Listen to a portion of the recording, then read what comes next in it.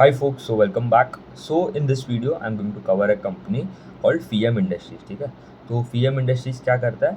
Company is a leading market player in the auto ancillary space. Specifically देखूँ तो lighting वाले segment में. तो ऑटोमेटिव लाइटिंग वाला जो सेगमेंट है, मतलब आपका जो हेडलैम्प्स हो गए, टेल लैम्प्स हो गए, फॉग लैम्प्स हो गए, ये सब सेगमेंट में केटर करता है.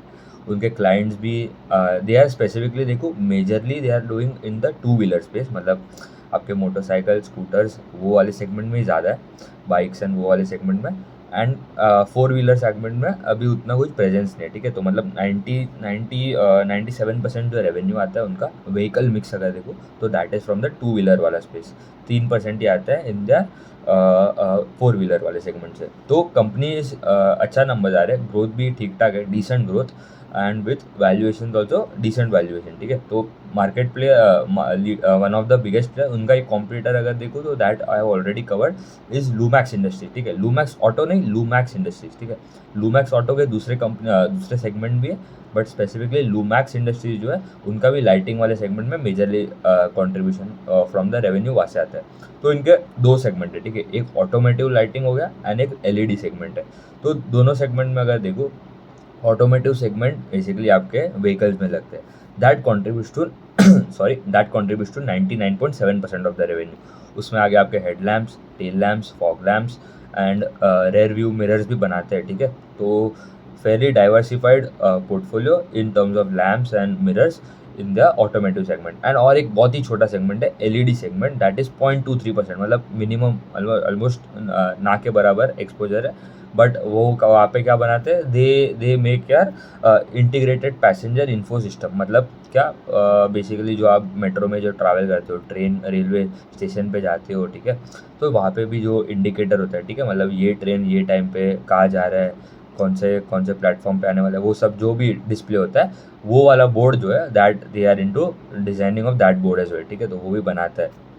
तो वो बहुत ही छोटा सेगमेंट है, 0.2% रेवेन्यू, बट मेजरली ऑटोमोटिव वाले सेगमेंट ही है. ठीक है, क्लाइंट्स अगर देखो तो टू व्हीलर सेगमेंट में होंडा हो गया, यामाहा, सुजुकी, टीवीएस हो गया, आइशर मोटर्स का रॉयल एनफील्ड हो गया, महिंद्रा हो गया. फोर व्हीलर में भी फोर्स मोटर्स करके जो है they have onboarded them this quarter only, force Motors. फिर महिंद्रा एंड हुंडई. ठीक है, तो मतलब अच्छे खासे renowned brands are also in collaboration with them for their business. और उनका अगर रेवेन्यू मिक्स देखो, स्पेसिफिकली ऑटोमेटिव लाइट्स, ठीक है, मतलब अपने एलईडी लाइट्स आते हैं, एक नॉर्मल कन्वेंशनल हैलोजन लाइट्स आते हैं. ठीक है, तो अभी आफ्टर अभी मतलब रिसेंटली 5-6 साल से, 3-4 साल से, तो स्पेसिफिकली देखो तो एलईडी लाइट्स का ऑन देयर व्हीकल अभी तो कंपलसरी नहीं, बट मेजरली एलईडी लाइट्स ही लगते हैं. ठीक है, तो उनका revenue from LED lights is around 43%, automotive LED lights. And conventional वाले जो है that is around 30%. Rear view mirror से कॉन्ट्रीब्यूशन आता है 11%, plastic moulded parts is around 10% and other segment is around 6%. तो मेजरली अभी 43% जो है वो एलईडी लाइट्स वाले सेगमेंट है, एंड वो अभी ग्रेजुअली बढ़ रहा है. ठीक है, तो दिस क्वार्टर, ये FY25 का बोल रहा हूँ 43%, क्वार्टर वन FY26 का इट वॉज अराउंड 64%. एंड वो बोल रहे हैं आगे जाके, क्योंकि उनको जो नया ऑर्डर्स जो मिले, नया ऑर्डर बुक जो है, उसमें से specifically all the orders are for LED lights. ठीक है, and LED lights and normal lights में LED lights have a higher realisation. ठीक है, तो मतलब मार्जिन दोनों में सिमिलर ही होता है, बट रियलाइजेशन तो मतलब आपका जो ग्रोथ आ सकता है going ahead will be better. अभी नंबर्स पे आ जाते हैं. ठीक है, इनका सेल्स में ग्रोथ आया अराउंड 13%, इबिडा में ग्रोथ आया 14% एंड पैट में ग्रोथ आया अराउंड 14%. ठीक है, तो मतलब ठीक ठाक नंबर है, उतना कोई एक्स्ट्रॉर्डिनरी नंबर भी होगी नहीं, 40-50% ग्रोथ आ रहा है, एंड नहीं कि 2-3% का ग्रोथ आ रहा है. ठीक है, मतलब stable company. Auto ancillary space में ये सब कंपनीज आप देखो, लूमैक्स ले लो, लूमैक्स ऑटो ले लो, FIEM ले लो, और अगर देखो SGS एंटरप्राइज हो गया, NDR ऑटो कंपोनेंट्स हो गए, रेमसन्स टेक्नोलॉजी करके एक नया कंपनी, मतलब I have started tracking them as well, उसका भी वीडियो बना लूँगा. फिर ये सब जो कंपनीज है दे गाइड टू ग्रो अराउंड 15-20-25% के आसपास, एंड वो डिलीवर भी हो जाता है. ठीक है, एंड स्पेसिफिकली देखो ऑटो एंसिलरी स्पेस में अच्छा ग्रोथ है कंपेयर टू ऑटो स्पेस. ठीक है, ऑटो स्पेस में तो आपने देखा मतलब नंबर्स आर वेरी बैड. मतलब किसी का खुद ना कुछ खास नहीं आता एक्सेप्ट महेंद्र का growth, any all the other players are struggling for growth, ठीक है। बट अभी अभी जो जीएसटी कट आया है, ठीक है, तो H2 जो हो सकता है, मतलब Q3 Q4 and even Q2 as well, ठीक है। मतलब दिस टाइम दशहरा एंड सब is in, Dussehra will fall into Q3, but हाँ मतलब ये सब जो सीजनल वेडिंग सीजन भी वेडिंग सीजन जो उतना कोई इम्पैक्ट नहीं, बट फेस्टिव सीजन से अच्छा खासा डिमांड आता है। तो स्पेसिफिकली Q3 Q4 अगर देखो इट विल बी बेटर और ऑटो स्पेस एज वेल। तो ऑटो स्पेस बेटर होगा तो ऑटो एंसिलरी को भी ऑटोमेटिकली बेनिफिट होगा, क्योंकि पार्ट्स एंड सब तो यही बनाते हैं। तो एंड मार्जिन भी अगर देखो तो EBITDA margin was around 13.46 versus 13.7 and PAT margin 8.43 versus 8.42। तो मार्जिन ऑल्सो स्टेबल, ग्रोथ भी ठीक ठाक आ रहा है। उनका गाइडेंस है to grow by 15 to 20% in FY26, ठीक है। उनका अभी पी रेशियो भी आप देखो, इट इज़ अराउंड 25 का पी है, 24-25 का पी है एंड ग्रोथ इज अराउंड 15-20% का गाइडेंस है। एंड H2 थोड़ा बेटर रहेगा, तो H2 में अच्छा खासा they can cover up their growth as well, ठीक है। एंड ऑल्सो तो मतलब पेग रेशियो भी अगर आप कैलकुलेट करो, ठीक है, थोड़ा वैल्यूएशन भी देखो, 25/20 1.1.2 1.3 के आसपास का पेग रेशियो आता है for a company that is growing at 20%, ठीक है। गाइडेंस तो बोल रहा है, ठीक है। मिनिमम अगर लो तो थोड़ा महंगा पड़ेगा, मतलब you can drag out that numbers as well, ठीक है। थोड़ा बढ़ा सकते हो ग्रोथ, थोड़ा कम कर सकते हो, बट हाँ अच्छा कंपनी है, ग्रोथ इज ऑल्सो स्ट्रॉन्ग, ठीक ठाक ग्रोथ है, उतना कुछ एक्स्ट्राऑर्डिनरी भी नहीं है, बट डिसेंट ग्रोथ है in the auto ancillary space, one of the good companies in the auto ancillary space. Also अभी उन्होंने बोला जो उनका एक्सपोर्ट वाला सेगमेंट भी, ठीक है, तो एक्सपोर्ट खाली 1% है, तो उतना कोई मेजर प्रॉब्लम नहीं।